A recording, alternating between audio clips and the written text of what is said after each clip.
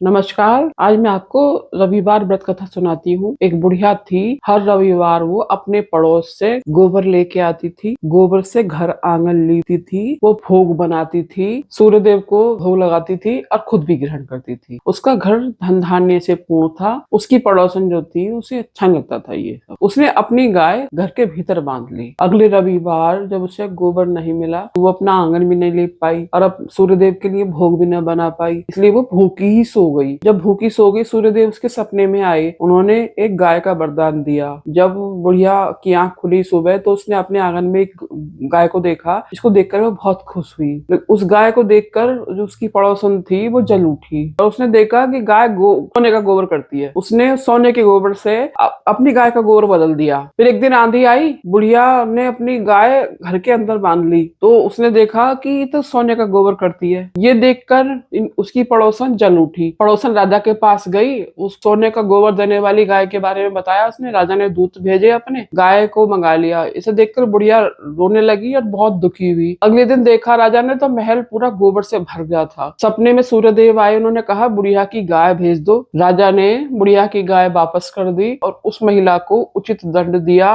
उस दिन से ही राजा और प्रजा सूर्यदेव की पूजा अर्चना करने लगे। ये है सूर्यदेव की व्रत कथा।